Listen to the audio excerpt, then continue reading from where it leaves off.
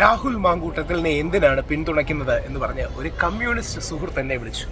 പുള്ളി CPM കാരനാണ്, സഖാവാണ്. എന്നാൽ സ്നേഹത്തോടെയും ബഹുമാനത്തോടെയാണ് ഞങ്ങൾ തമ്മിൽ സംസാരിച്ചത്.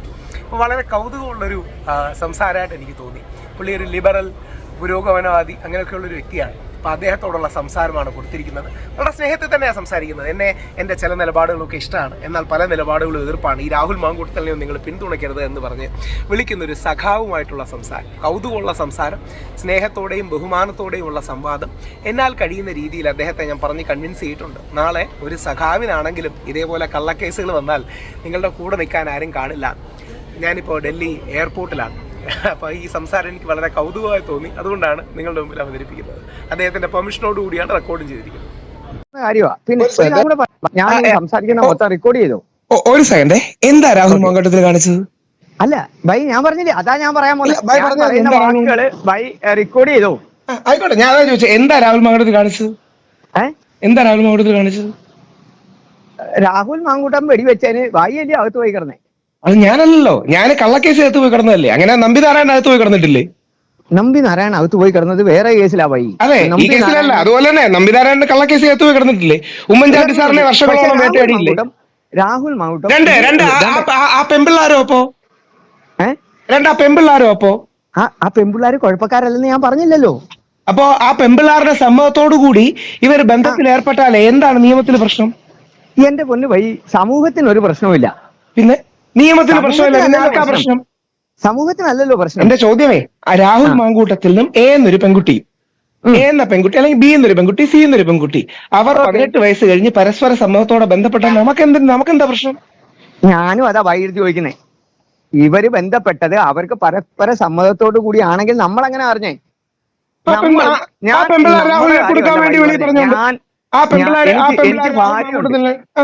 എനിക്ക് ഭാര്യയുണ്ട്. രാഹുൽ മാങ്കൂട്ടത്തിൽ ഭാര്യയില്ല, രാഹുൽ മാങ്കൂട്ടത്തിൽ വിവാഹിതനല്ല. ഇത് കേക്ക്, എനിക്ക് ഭാര്യയുണ്ട്. പക്ഷെ എനിക്ക് ഈ ഭാര്യ കൂടാതെ തന്നെ ഇതേ കൂട്ട് ഭാര്യ പറഞ്ഞുകൊണ്ട് തന്നെ പരസ്പര സമ്മതപ്രകാരം ഞാനും ഒരുപാട് ബന്ധങ്ങളിൽ ഏർപ്പെടുന്നതാ. അപ്പം ഭാര്യ ഇതേപോലെ 16-18 ദിവസം ജയിലിൽ പിടിച്ചിട്ടാ സന്തോഷമായിരിക്കുമോ? അല്ലല്ലല്ല, ഞാൻ പറയുന്ന ഒന്ന് ഭായി ഒന്ന് മൊത്തം കേട്ടിട്ട് സംസാരിച്ചേ. ഭായി, ഞാൻ പറഞ്ഞത് ഇത്രയേ ഉള്ളു.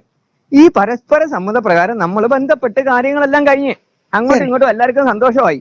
പക്ഷേ ഈ കാര്യങ്ങള് പുറത്ത് നമ്മൾ എങ്ങനെ അറിഞ്ഞേ? ആ പെമ്പിള്ളാര് പറഞ്ഞിട്ടല്ലേ? അപ്പൊ പെമ്പിള്ളാർക്ക് സമ്മതം ഇല്ലെന്നല്ലയോ ഭായി? അതെങ്ങനെ സമ്മതമില്ലാതെ? ഒരിക്കൽ സമ്മതം കൊടുത്തു കഴിഞ്ഞാൽ 1 വർഷം കഴിഞ്ഞ് സമ്മതം പിൻവലിക്കാൻ പറ്റൂ? എന്റെ പൊന്നു ഭായി, നമ്മൾ ഒരിക്കൽ ഒരു പെൺകുട്ടി 2020 ബന്ധപ്പെട്ടു എന്നിരിക്കട്ടെ, 2025 വന്നിട്ട് എനിക്ക് അവനോട് ബന്ധമില്ലായിരുന്നു, എനിക്ക് അതിന് സമ്മതമില്ലായിരുന്നു എന്ന് പറഞ്ഞാൽ പിൻകാല പ്രാബല്യത്തോടെ പിൻവലിക്കാൻ പറ്റൂ? അങ്ങനല്ല ഭായി അതിന്റെ കാര്യം. പിന്നെ ഭായി, ഞാൻ പറഞ്ഞില്ലയോ, ഞാനിത് തർക്കിക്കാൻ വേണ്ടി പറഞ്ഞല്ല. കാര്യം നിങ്ങൾ ഈ സമൂഹത്തിൽ ഞാൻ ചോദിക്കുന്നത്, ഞാൻ സിമ്പിൾ ആയിട്ട് ചോദിക്കാം. അല്ലല്ല, ഞാൻ പോണ വഴിയാണ് ശരിയായ വഴി. പീഡിപ്പിച്ച് ഏതെങ്കിലും ഒരുത്തിന് 10,000 രൂപ ആരെങ്കിലും കൊടുക്കൂ? നാളെ ഭായി ഒരു പെൺകുട്ടിയെ പീഡിപ്പിച്ചു എന്നിരിക്കട്ടെ, ഞാനൊരു പെൺകുട്ടിയെ പീഡിപ്പിച്ചു എന്നിരിക്കട്ടെ. ആ പെൺകുട്ടി പീഡിപ്പിച്ചു കഴിഞ്ഞ് 5 ദിവസം കഴിഞ്ഞ് വിഷു കൈ നീട്ടായിട്ട് എനിക്ക് 10,000 രൂപ തരുമോ? തരത്തില്ല. അപ്പൊ പിന്നെ രാഹുൽ മാങ്കൂട്ടത്തിന് കൊടുത്തോ? ഇല്ല, വേറൊരു കാര്യം കൂടെ പറഞ്ഞുതരാം. ഇത് കേക്ക്, ഈ സംഭവം അവർക്ക് പ്രശ്നം വന്ന അന്നേരമൊന്നും അല്ലല്ലോ. അപ്പം അവൾ സമ്മതം തന്നതിന് ശേഷം 2 വർഷത്തിന് ശേഷം പിൻവലിക്കാൻ പറ്റുമോ? അതെന്ത് തരം സമ്മതമാ? അല്ല ഭായി, ഞാൻ ഒറ്റ കാര്യം ചോദിക്കുന്നുണ്ട്. ഇത് ഇവർക്ക് രണ്ടുപേർക്കും ഒരു പ്രശ്നവും ഇല്ലാത്ത കാര്യമാണെന്നുണ്ടെങ്കിൽ ഞാൻ ഇപ്പോഴും ഭായി എടുത്ത് പറയുന്ന ഒരു കാര്യം ഭായി കേട്ടോണം. ഞാൻ കല്യാണം കഴിച്ച് എനിക്ക് ഭാര്യയുണ്ട്. എന്റെ ചോദ്യം പീഡനമാണെങ്കിൽ ആരെങ്കിലും 10,000 രൂപ അങ്ങോട്ട് കൊടുക്കുവോ? നമ്മൾ ഒരു ആൺകുട്ടി ഒരു പെൺകുട്ടിയെ റേപ്പ് ചെയ്തു എന്നിരിക്കട്ടെ, റേപ്പ് ചെയ്യാൻ പറ്റത്തില്ല ഒരു കാരണവശാലും. അപ്പം റേപ്പ് ചെയ്തില്ലെങ്കിൽ പിന്നെന്താ നിയമപ്രശ്നം? പിന്നെന്താ കുറ്റം അതില്? ഇതിപ്പോ പിന്നെ എങ്ങനെ പ്രശ്നമായി? ആ പെൺകുട്ടികൾ രാഹുലിനെ കൊടുക്കാൻ വേണ്ടി പിന്നീട് അത് ഉപയോഗിച്ചു, അതല്ലേ പ്രശ്നമായത്? ആ പെൺകുട്ടികൾ ആ സമയത്ത് സമ്മതപ്രകാരം നിൽക്കുകയും പിന്നീട് വന്ന് രാഹുലിനോട് ഉടക്കുകയും ചെയ്തതിന് ശേഷം രാഹുലിനെ കൊടുക്കാൻ വേണ്ടി ഉപയോഗിച്ചതല്ലേ? ഇല്ലെങ്കിൽ പീഡിപ്പിച്ച് ഏതെങ്കിലും ഒരുത്തിന് വിഷു കൈനീട്ടം 10,000 രൂപ ആരെങ്കിലും കൊടുക്കൂ? എന്റെ പൊന്നു ബൈ, ഇതാ ഇങ്ങോട്ട് നോക്കിയേ. ഞാൻ ഇപ്പോഴും പറയുന്ന കാര്യം ബൈക്ക് മനസ്സിലായിട്ടില്ല. ഇത് അന്നേരം അവരുടെ സ്നേഹബന്ധങ്ങളെല്ലാം ഓക്കെ ആയിരുന്നു. ഇത് കഴിഞ്ഞ് നമുക്ക് ഈ ടോർച്ചറിങ് എന്ന് പറഞ്ഞൊരു പരിപാടിയുണ്ട്. എന്ത് ടോർച്ചറിങ്? അവരതിനുശേഷം ബന്ധം തെറ്റി, ആ ബന്ധം തെറ്റി. അങ്ങനെ ബ്രേക്കപ്പ് ഉണ്ടാവാറില്ലേ? നമ്മുടെ എല്ലാ ലൈഫിലും ബ്രേക്കപ്പ് ഉണ്ടായിട്ടില്ലേ? ബ്രേക്കപ്പ് ഉണ്ടായതിനു ശേഷം താങ്കൾ ഇപ്പം ഒരു കുട്ടിയോട് നല്ല സ്നേഹത്തിലാണ്, ബന്ധപ്പെട്ടതിന് ശേഷം ബ്രേക്കപ്പ് ആയി 2 വർഷം കഴിഞ്ഞ് ആ പെൺകുട്ടി പറയുകയാണ് ഇയാൾ എന്നെ റേപ്പ് ചെയ്തു എന്ന് പറഞ്ഞാൽ നിങ്ങൾ എന്ത് ചെയ്യും? ഒന്ന് ആലോചിച്ച് നോക്കിയേ. ഒന്ന് ആലോചിച്ച് നോക്കി. ബ്രേക്കപ്പ് ആയതിനു ശേഷം ആ പെൺകുട്ടി ദേഷ്യം കാരണം നമ്മളോട് പ്രതികാരം തീർക്കാൻ വേണ്ടി പറയുകയാണ്, ഇയാൾ 2 വർഷം മുമ്പ് എന്നെ റേപ്പ് ചെയ്തു എന്ന് പറഞ്ഞാൽ താങ്കൾ 7 വർഷം ജയിലിൽ കിടക്കേണ്ടി വരും. ഓക്കെ ആണോ? ഒരിക്കലും അല്ല. അതല്ലേ രാഹുൽ മാങ്കൂട്ടത്തിന്റെ കേസ് സംഭവിക്കുന്നത്? അതല്ലേ രാഹുൽ മാങ്കൂട്ടത്തിന്റെ കേസ് സംഭവിക്കുന്നത്? നാളെ ഞാനോ താങ്കളോ നമുക്ക് ABC എന്നൊരു പെൺകുട്ടിയോട് നമുക്ക് ബന്ധം ഉണ്ടായിരുന്നു, നമുക്ക് ഇഷ്ടമായിരുന്നു, സ്നേഹമായിരുന്നു, അല്ലെങ്കിൽ പ്രണയമായിരുന്നു, അല്ലെങ്കിൽ താല്പര്യമായിരുന്നു, അട്രാക്ഷൻ ആയിരുന്നു. നമ്മൾ ആ പെൺകുട്ടിയോട് ബന്ധപ്പെട്ടു. നമ്മൾ കുറച്ചു കാലം കഴിഞ്ഞ് പല കാര്യങ്ങൾ കൊണ്ട് ഉടക്കി. ചിലപ്പോൾ ആ പെൺകുട്ടിയും നമ്മളും പരസ്പരം ഉടക്കി പിരിഞ്ഞു. ആ പെൺകുട്ടി അതിന്റെ ദേഷ്യം തീർക്കാൻ വേണ്ടി പോലീസിൽ ചെന്ന് കേസ് കൊടുക്കുകയാണ്, 3 വർഷം മുമ്പ് ഇയാൾ എന്നെ റേപ്പ് ചെയ്തു എന്ന് പറഞ്ഞാൽ നമ്മൾ 7 വർഷം അല്ലെങ്കിൽ 10 വർഷം ജയിലിൽ കിടക്കേണ്ടി വരും. അത് ഓക്കെ ആണോ? ഒരിക്കലും അല്ല. അതെങ്ങനെ പോയി? ഞാനൊരു കാര്യം ചെയ്യാൻ പറ്റുമെങ്കിൽ ഒറ്റ ചെയ്യാൻ പറ്റത്തുള്ളൂ. കറക്റ്റ്. അതും എന്റെ ഒരു അനുഭവം വെച്ച് ഞാൻ പറയുവാണെങ്കിൽ ഒരിക്കലും ഒരു പെണ്ണിനെ റേപ്പ് ചെയ്യാൻ പറ്റത്തില്ല. അതായത് അവിടെ സമ്മതമില്ലാതെ. ഞാൻ ആൾക്കാരെ മയക്കി കിടത്തി. പക്ഷെ ഇതൊന്നും അല്ല രാഹുൽ മാങ്കൂട്ടത്തിൽ കേസ് സംഭവിച്ചത്. രാഹുൽ മാങ്കൂട്ടത്തിൽ ഒരു കാര്യം പറയാൻ നേരത്തെ ബൈ കല്യാണം കഴിച്ചല്ലേ? അതെ. അപ്പം ബൈക്ക് അറിയാം അവര് വിചാരിക്കാതെ ഇത് നടക്കത്തില്ല. ഞാൻ അതാണ് ചോദിച്ചത്. അപ്പൊ രാഹുൽ മാങ്കൂട്ടത്തിനെ പിന്തുണയ്ക്കേണ്ടത് താങ്കളുടെയും കൂടെ ഉത്തരവാദിത്വമല്ലേ?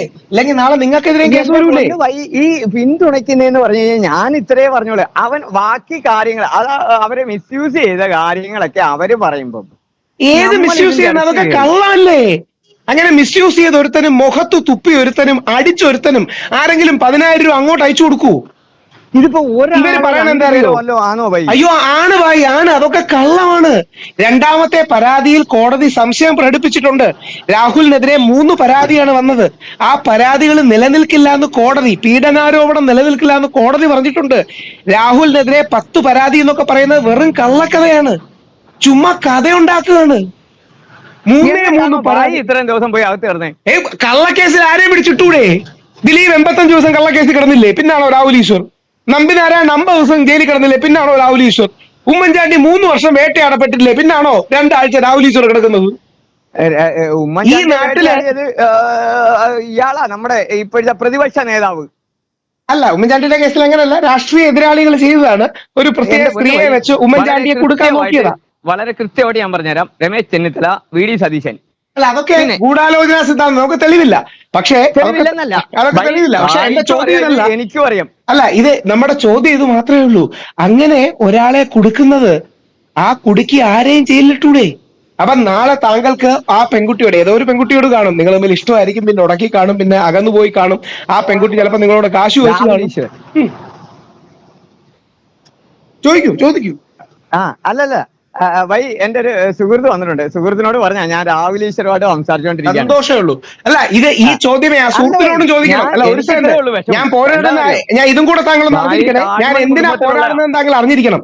നാളെ താങ്കളെയോ എന്നെയോ അങ്ങനെ ജയിലിൽ പിടിച്ചിട്ടാ നമ്മുടെ 7 or 10 വർഷം പോവും. നമ്മുടെ ജീവിതത്തിൽ 7 വർഷം ജയിലിൽ കിടക്കേണ്ടി വരും. ആരുടെയെങ്കിലും ഒറ്റ മിനിറ്റ് എന്റെ കൂട്ടുകാരൻ ഒരു ഹായ് പറയോ? ഓ ആയിക്കോട്ടെ, പറയാമല്ലോ. അതിനെന്താ? എടാ രാഹുൽ ഈശ്വർ കാര്യമായിട്ട് പറയാ എന്നോട്. എന്താ സുഹൃത്തിന്റെ പേര്? എന്താ സുഹൃത്തിന്റെ പേര്? എന്റെ പേര് രാജേന്ദ്രൻ. സന്തോഷം രാജേന്ദ്രൻ. എവിടെ സ്ഥലം? എവിടെ രാജേന്ദ്രന്റെ? ഞങ്ങള് മാവേലിക്കര തന്നെ. സന്തോഷം കേട്ടോ. സന്തോഷം. കോഴിക്കോടാ, വെസ്റ്റ് ഹിൽ. ഓ ആയിക്കോട്ടെ, ശരി. അപ്പൊ രാജേന്ദ്രൻ, ഗോഡ് ബ്ലെസ്. ഹലോ. അപ്പൊ സന്തോഷം. ഇത് ആലോചിക്കുക, ഞാൻ നിങ്ങൾക്ക് കൂടെ വേണ്ടിയാ ഫൈറ്റ് ചെയ്യുന്നത്. കാര്യം നാളെ ബായിക്കെതിരെ കള്ളക്കേസ് വരരുത് എന്ന് ഉദ്ദേശമാണ് ഫൈറ്റ് ചെയ്യുന്നത്.